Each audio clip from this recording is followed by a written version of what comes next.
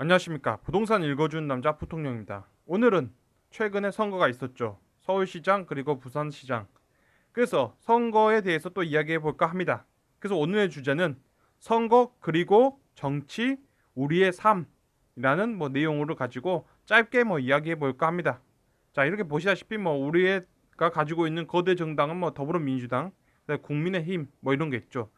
이런 이름들이 있지만 가장 중요한 건 진보다 보수다 아니면 분배다 성장이다, 그런 걸 대변하고 있는 정당들 아니겠습니까? 그래서 우리가 갖고 있는 가치를 대변하고 있는 정당들이다라는 거예요. 그래서 중요한 건 무엇이냐면 어찌되었건 우리의 삶 자체가 숫자로 표현되어 있는 것은 GDP로 표현되어 있죠. GDP 그 나라의 부가가치, 그 나라가 어느 정도로 부가가치를 생산했느냐, 어느 정도 성장성을 가지고 있느냐, 어느 정도로 좋은 물건을 만들어 세상에 내보내냐, 그런 거겠죠. 그런 가치 척도로 볼 수 있는 거고, 그 가치 척도를 통해서 그 나라의 화폐는 어느 정도 가치가 있냐, 또는 그 나라의 국민들, 그 나라의 노동자들은 얼마만큼의 생산성을 만들어내는 존재들이냐 라는 걸 우리가 알 수 있는 거죠. 어쨌든 대한민국은 현재 3만 달러에 올라갔고 거기에서 하방으로 내려오고 있는 단계다라고 보시면 되는 거예요. 2020년도 코로나 그런 문제들까지 합치면 2019년보다 조금 더 하락해 있는 건 사실인 거죠. 어찌 되었건 그런다 하더라도 대한민국은 어마어마한 성장을 한 엄청난 성장을 한 거의 여섯 번째, 일곱 번째 정도에 들어가는 그 정도의 큰 나라가 돼 있던 거죠. 자, 이 상황에서 이제 우리가 봐야 될 거는 무엇이냐면 그런 거예요. 자, 우리가 한 10년 전 이야기를 한번 해볼까요? 10년 전에 어떤 이야기를 해보자면 그런 거죠. 보시다시피 이런 기사를 보면 한나라당 과반수 확실, 2008년도 기사죠. 그러니까 우리가 이렇게 본다면 어떤 국가 자체가 무너졌던 거죠. 대한민국이 2만 달러 국가에서 올라간 다음에 무너지고, 그런 무너짐을 목격하고 있던 그 당시에 한나라당이 과반수를 차지했다 정도로 우리가 10년 전에 어떤 내용을 알 수 있겠죠. 그리고 나서 경제가 이렇게 성장한 거죠. 그리고 3만 달러 근처에 갔을 때 그런 거죠. 한나라당의 소속이었던 사람, 한나라당 새누리당 이렇게 가는 전신이죠. 이런 식으로 흘러가는 어떤 정치적 흐름에서 우리가 제가 말씀드렸던 어떤 두 당이라는 게 결국은 성장이냐 분배냐 진보냐 보수냐 이런 거에 어떤 가치 척도에 있던 어느 한쪽이 그 반대쪽에 있던 곳으로 코스프레 같은 걸 하는 거죠. 그쪽으로 이끌러간다. 어느 한쪽이 양극단에 있는 한쪽이 다른 한쪽으로 가고 있었던 거죠. 그 유승민의 따뜻한 보수, 개혁적인 보수, 이게 무엇이겠어요? 이게 무엇이었냐면 기본적으로 한나라당, 새누리당이 점점 민주당화 되어가는 거죠. 어느 시점에 대한민국이 급격한 성장을 한 거죠. 이 성장을 하고 나서 3만 달러 근처에 올라갔을 때 그랬다는 거죠. 자, 그랬다는 거예요. 그러면 다시 말하면 이건 거죠. 유승민의 어떤 따뜻한 보수라는 게 점점 더불어민주당의 어떤 색깔을 가져오는 거죠. 왜냐면 성장을 대변하고 있던 당이 3만 달러 올라갔고, 그에 따라서 국민들의 의견이나 국민들의 요구 사항은 과거 본인들이 활약했던 그 시대에 뭔가 달라져 있다는 걸 느껴가는 거죠.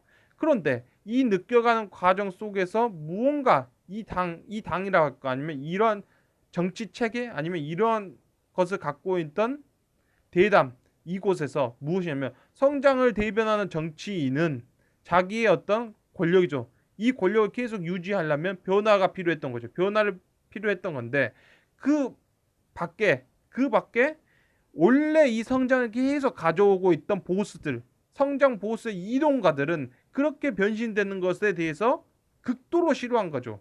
그러니까 어떤 말이 나오냐면 원래 새누리당이라든지 한나라당을 지지했던 사람들이 이 시기에 들어와서 무엇을 하면 나 차라리 투표를 하지 않겠다. 내가 너한테 투표를 해줄 거면 나 차라리 투표 안 한다. 그랬던 거예요. 본인들끼리 안에 엄청 싸운 거죠. 우리가 지금 여기까지 2만 달러에서 3만 달러 국민들을 끌고 왔는데 이제 국민들의 요구사항이 달라지니까 우리는 변해야 된다라고 말을 했을 때 원래 이런 것들을 과거서부터 끌고 왔던 그 이론과 꼰대 보스들은 안 된다. 우리의 색깔을 선명하게 지켜야 한다. 색깔을 지켜야 된다 한 거죠. 그러면서 서로 엄청 싸우면서 서로가 분열되어 가는 과정을 겪은 거죠. 분열이란 과정을 겪으면서 그들의 지지 기반이 완전히 무너지는 거죠. 그런 거예요. 그래서 문제는 그런 식으로 하더라도 어떻게든 변화를 가져올라 했지만 그런 거죠. 아무리 이들이 코스프레를 하려고 한다 하지만 문제는 뭐였냐면 원래 코스프레를 하지 않아도 찐이 있는 거죠. 찐이 있었어요. 너희는 코스프레 하지만 우린 찐이란 거죠. 찐. 그러니까 원래 이 시기에 도달했을 때 성장을 멈추고 이제는 분배를 해야 된다라는 거죠.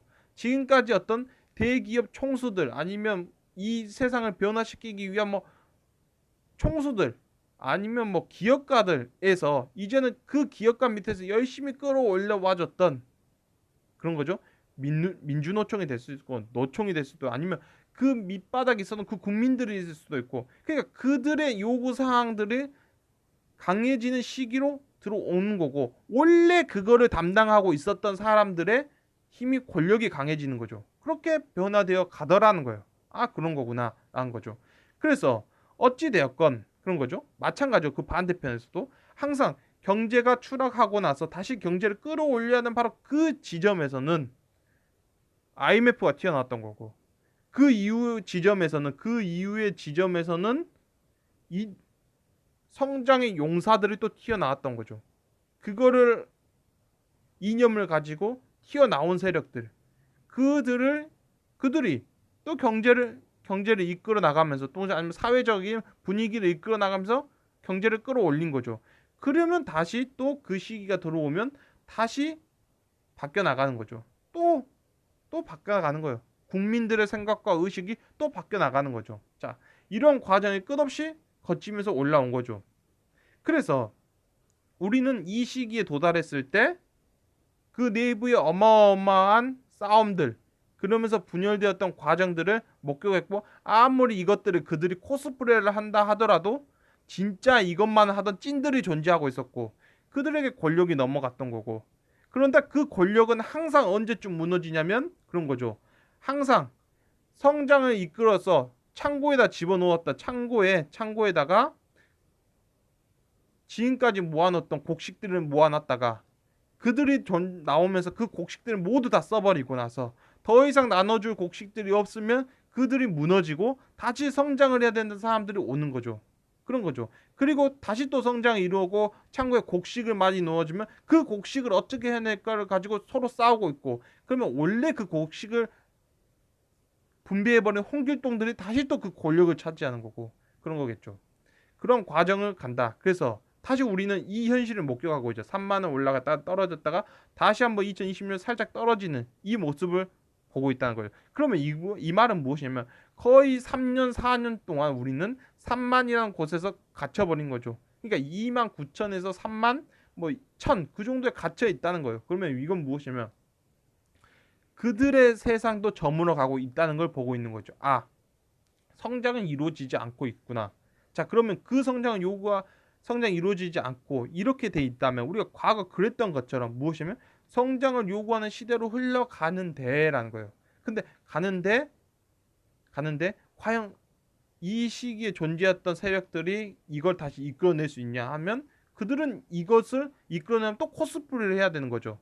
자, 진보가 과거에 성장이라는 걸 토대로 했던 곳에서 코스프레를 했던 거고 그래서 뭔가 점점 더불어민주당화 되어가려 했지만 어차피 코스프레였고 그래서 찐들에게 이기지 못한 거죠. 그런데 반대로 똑같아지는 거죠. 이제 성장이 필요한 시대에서는 다시 개혁 진보하는 대변하는 정치인들과 이론과 진보 꼰대들이 서로 막 싸우죠. 개혁과 진보 대변하는 정치인은 성장을 목표로 한 코스프레를 하려 하지만 반대로 이 코스프레는 원래 이 코스프레 하는 사람이 아니라 원래 찐들이 존재한 거죠. 이 찐들. 그래서 그런 식으로 정치적 환경들이 변해가고 국민들 요구사항이 변해가고 있다는 거예요. 자, 그래서 마찬가지죠. 이들이 있었던 시기와 이들의 있었던 시기. 이게 대한민국의 경제를 통해서 아니면 대한민국의 어떤 경제적 힘을 통해서 우리는 또 알아보는 거죠. 자, 그래서 결론은 또 우리가 이제 최종적으로 부동산 채널에서 이게 무슨 부동산과 무슨 관계냐. 그래서 부동산은 또 무엇이고 아니면 더 넓게 말해서 한국의 자산은 무엇이냐라고 한다면 결국엔 아주 간단해지는 거예요. 우리가 과거에 이런 시기가 존재하고 있었던 거죠. 이런 시기가 존재하고 있었다. 그러면 좀 뭐 자산 가치나 화폐 가치는 뭐 이런 시기였던 거죠. 2배 이하였던 시기. 그러면 그 시기가 비슷해지는 거죠. IMF 이후에 어떤 서울의 아파트 시장 그리고 미국과 금융위기 이후에 이 시장도 이 시장도 여기 있는 거죠. 08년도부터 2003년도 그 시장까지 그때 시장 그런 거죠. 마찬가지로 대한민국 환경도 이게 꺾여 내려오면서 다시 4만 달러 올라가던 바로 이 시기라면 그런 거죠. 이 시기가 그런 거죠. 그렇게 흘러간다는 거예요. 그러니까 중요한 건 무엇이냐면 지금이 가지고 뭐 이게 어떤다 저게 어떤다 무슨 뭐 많은 말들이 좀 거래량이 뭐 부동산도 거래량이 어쩐다 아니다 어디서 또 실거래가에서 뭐 고가가 떴다 뭐 새로운 모드라 뭐 가격이 떴다 막 이렇게 말하고 있고 뭐 더 안 지어진다 어쩌다 그걸 떠나서 대한민국에 처해 있는 환경은 항상 똑같아지는 거고 정치적 환경도 비슷해지는 거 어쩔 수밖에 없는 환경 속에 존재하고 있다 정도로 볼 수 있는 거죠. 오늘의 결론은 뭐 이렇게 마치도록 하겠습니다. 그래서 결론은 우리가 살고 있는 현실이죠. 우리가 살고 있는 현실이 뭐 그런다는 거예요. 항상 그러니까 매번 반복되고 있는 것 같죠. 매번 반복되는 거고 등장 인물만 달라지는 어떤 드라마, 등장 인물만 달라지는 뭐 연극 속에서 우리 뭐 살고 있는 그런 모습이죠. 그런 모습과 비슷하다. 그래서 오늘 선거 그리고 정치 그리고 우리의 삶 그거 뭐 부동산 뭐 넓게 말해서 한국에 관련 한국 원화 자산 뭐 그런 것들이 이러한 현실 속에서 존재하면서 돌아가고 있다 정도로는 볼 수 있겠죠. 그래서 오늘 영상은 뭐 이렇게 마치도록 하겠습니다. 지금까지 시청해주셔서 너무나 감사합니다.